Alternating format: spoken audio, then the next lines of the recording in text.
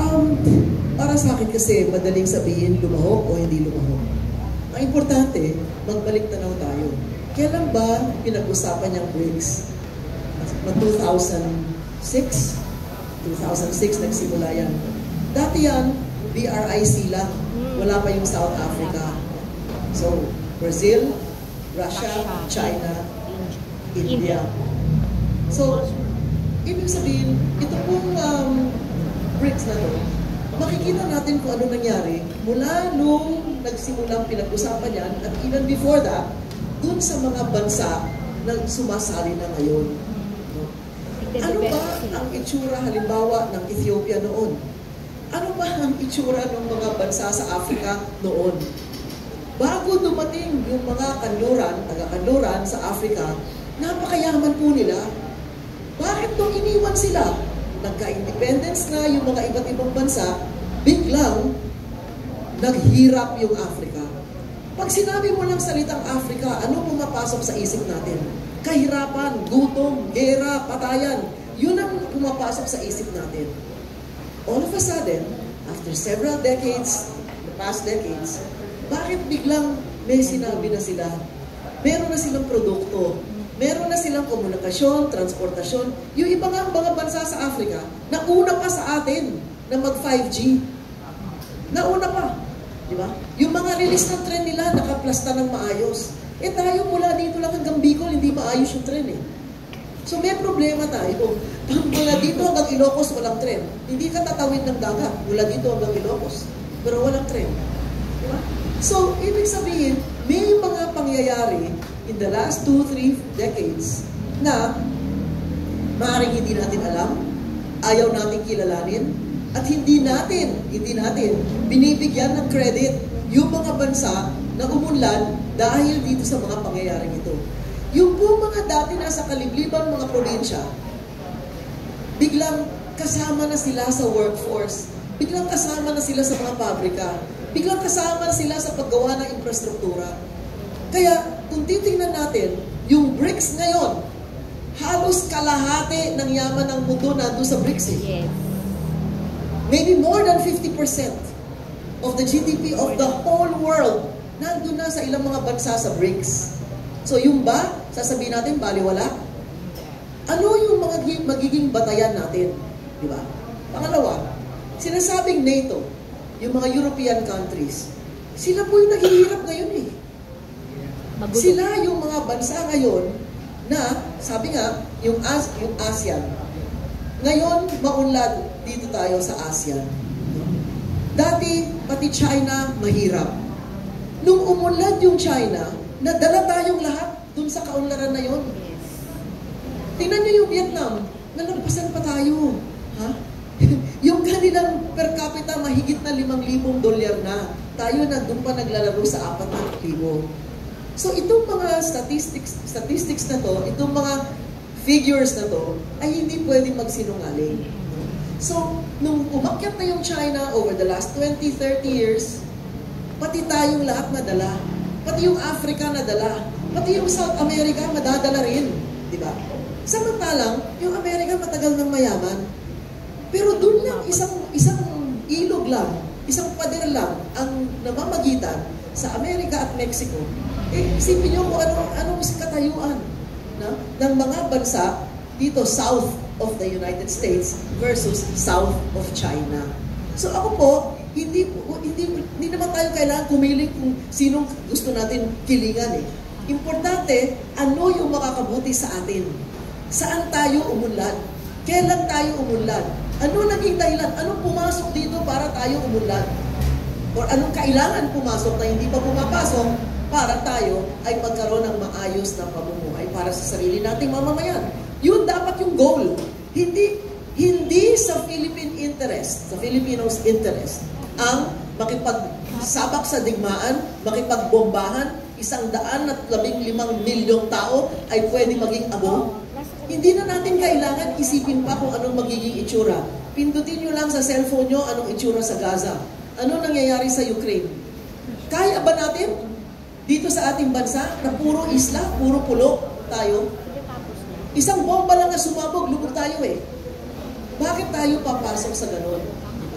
So according to some international bank statistics, the economy of ASEAN is already 5 times bigger than Europe. 5 times na tayo sa ASEAN na dati hindi tayo pinapansin. Di ba? Pag sinabi nila ASEAN, ako hindi nila pinapansin yan. Pero ngayon, we're 5 times the size of Europe. So, ito bang BRICS ay makakabuti sa atin? Kung bibili ba tayo ng kalakal, mas mabuti pesos ang gamitin natin? Or kailangan yung pesos natin, ibili muna natin ng dollars na magiging 60 pesos na. Nung isang linggo or 2 linggo, 56. Ngayon, magiging 60 na.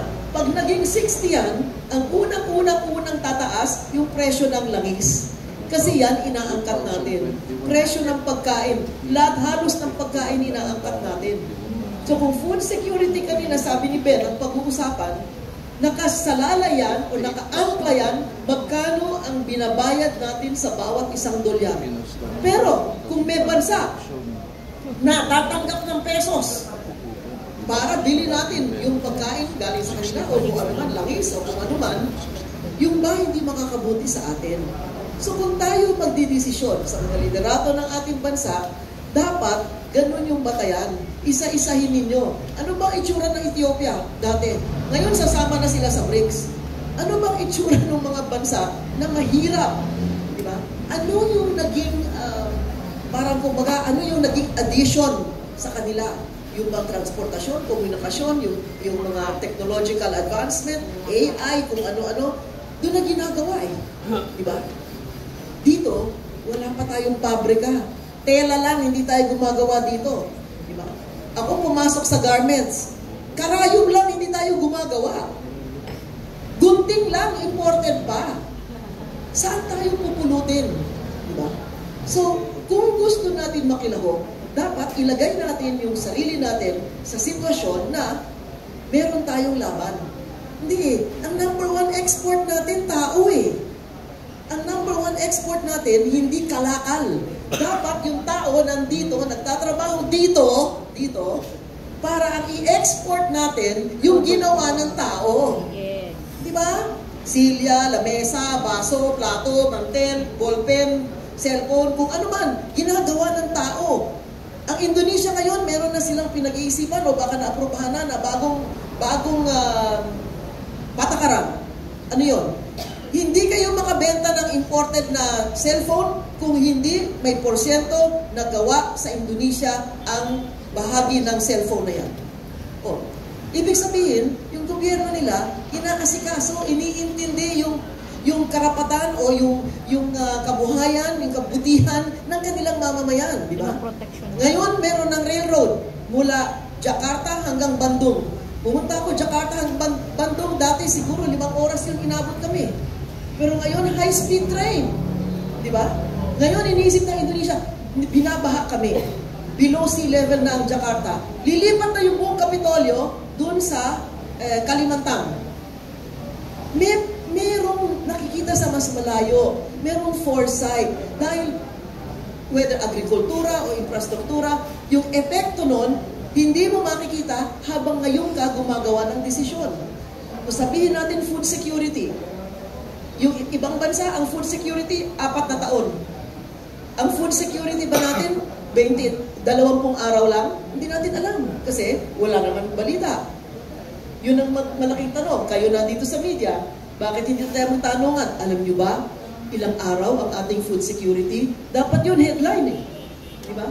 Kasi, alam ng tao dapat, kung 20 araw lang yan, sa 21 araw, wala ka nang makakain.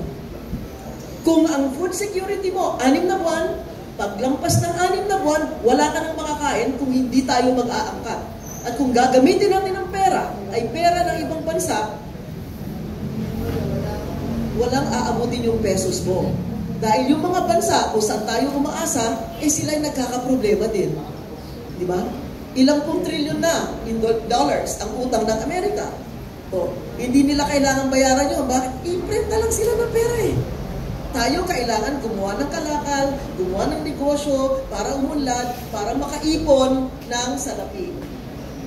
So itong mga bagay na ito, kabuuan nito, dapat tingnan natin, sino ang makakabuti sa atin?